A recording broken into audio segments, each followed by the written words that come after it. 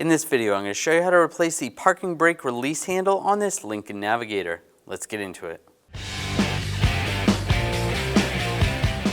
You want to take this door down, just grab where the pull handle is, pull that, and it slides out. There's a screw right here. We'll use a 7mm socket. Take that screw out.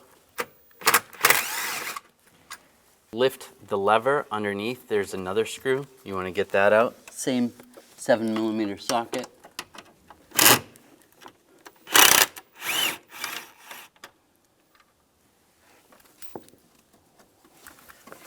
Take that out. Underneath the dash, you can see where there is a cable that goes in to this lever. You need to pop this out. Further up the cable where it goes into the bracket, there is a retainer on the end of it. You can use some needle nose pliers to squeeze the tabs. Squeeze the tabs, pull the cable through. Take the new handle, we're going to slide it through the same way the old one came out. With it through the bracket, just give the cable a pull. Slide the lever back with some needle nose pliers. We'll slide it through.